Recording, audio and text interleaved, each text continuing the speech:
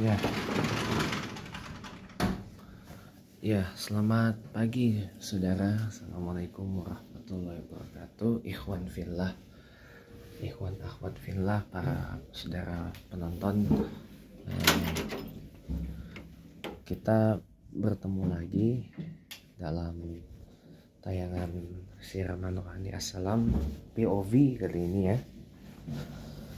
Dimana ini adalah bagian ketiga dari tema yang saya bahas dari kemarin, yaitu Inna dina indallahil Islam.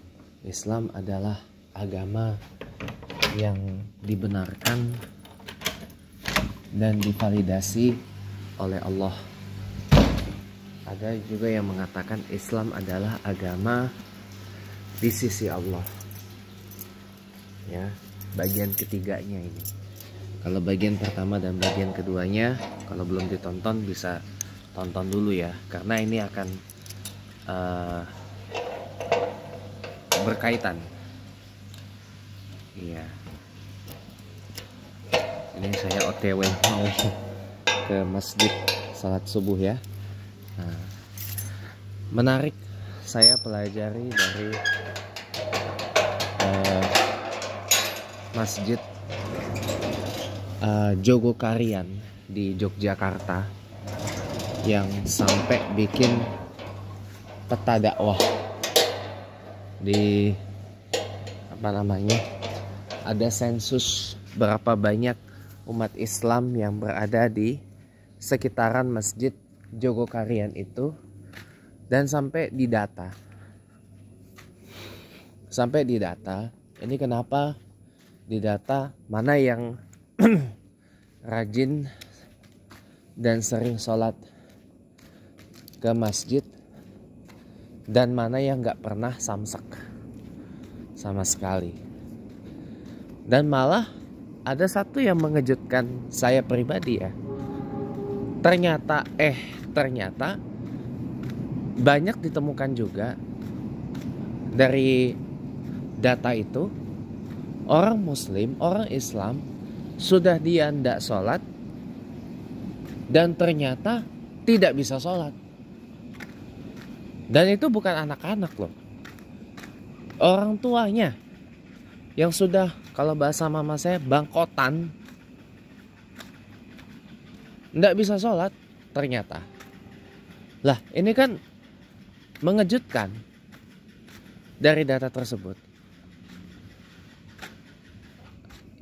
Jangan karena anggap ya Pak, namanya juga di Jawa Pak, apalagi di Yogyakarta masih banyak Pak orang Islam tapi kejawennya kental. Ya bisa jadi itu faktor antropologis kulturalnya memang seperti itu. Oke lah, kita bisa tolerir sedikit lah pendapat itu. Tapi masalahnya dia ini orang Islam, di KTP-nya Islam, Muslim dia, tapi tidak bisa sholat. Nah, pertanyaan saya, lah kok bisa begitu? Kok bisa tidak sholat ini orang? Sudah tidak sholat, tidak bisa sholat pula. Ini kan mengejutkan gitu loh, dan mengagetkan. Tidak bisa sholat pula. Nah loh, gimana ini? Jangan-jangan di Jakarta juga banyak nih orang Islam, umat Islam, tapi dia tidak bisa sholat juga. Sudah tidak sholat, tidak bisa sholat juga. Masya Allah. Ini mengkhawatirkan menurut saya. Sangat amat mengkhawatirkan. Kenapa? Karena kalau ini tidak diperbaiki, ini tidak ditindaklanjuti, ini bahaya teman-teman. Dan mereka ini bisa jadi sasaran empuk target pemurtadan. Sekarang ini teknik-teknik memurtadkan orang itu sudah makin canggih teman-teman. Orang dikasih duit, dikasih uang sekian, dikasih ya adalah dalam tanda kutip jaminan hidup enak, tapi syaratnya satu, harus murtad, keluar dari Islam. Nauzubillah. Makanya sekarang banyak orang murtad gara-gara duit. Orang murtad karena rupiah. Ditambah orang murtad karena malas sholat. Sudah tidak bisa sholat, tidak bisa baca Quran, malas baca Quran, nggak mau belajar Quran, ya sudahlah murtad aja gitu kan. Itu banyak terjadi sekarang ini di Indonesia, teman-teman. Saya cuma mau mengatakan gini, kemarin saya sudah sampaikan di part pertama dari pembahasan ini. Orang murtad, orang keluar dari Islam itu nanti akan rugi sendiri. Ini nanti akan bersambung lagi ke part keempat ya. Habis saya pulang sholat subuh nanti kita terusin lagi. Ya. Orang murtad keluar dari Islam rugi sendiri, teman-teman. Rugi, cuman saya bilang kita rugi. Kenapa? Karena keluar dari ajaran din yang divalidasi langsung oleh Allah, yang dibenarkan oleh Allah, dan Allah sendiri yang membenarkan. Tidak ada Allah membenarkan agama selain daripada Islam ini. Allah sendiri yang mengatakan Islam itu adalah ajaran atau agama semua nabi. Dari mulai Nabi Adam alaihissalam sampai Nabi Muhammad sallallahu alaihi wasallam. Itu semua itu Allah sendiri yang mengatakan di dalam Al-Quran dan di dalam Al-Quran. Nabi Ibrahim saja Allah katakan Muslim, berserah, bertunduk kepada Allah. Apalagi Nabi Isa.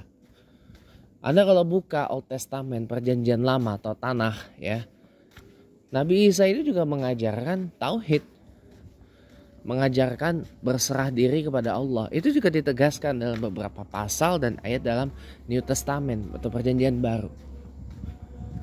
Tentang Nabi Isa itu berserah kepada Allah.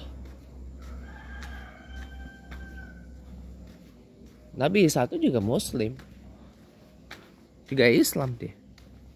Gitu.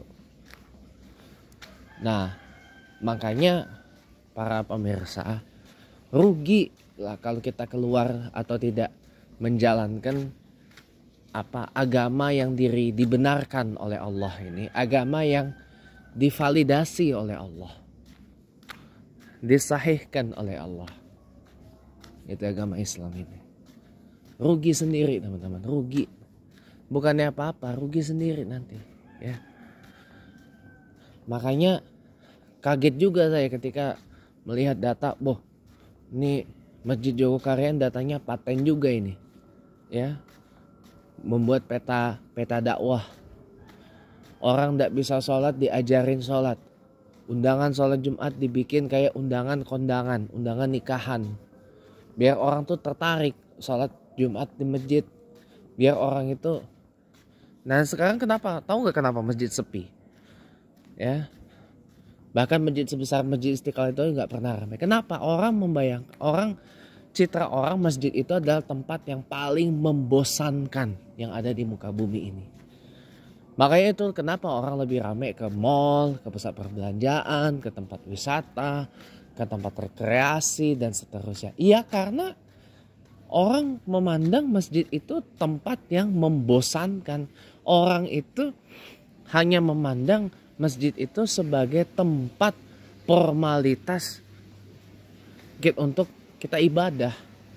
Ibaratnya orang sekarang memandang masjid itu sebagai formalitas pasum, fasilitas umum. Ya. Itu yang membuat orang tuh membuat masjid sepi. Emang ada apaan di masjid? Orang cuma sholat baca. Kan orang seakan-akan mengkonotasikan, masjid itu tempat yang paling boring, tempat yang paling membosankan yang ada di muka bumi ini. Ya, jangan begitu.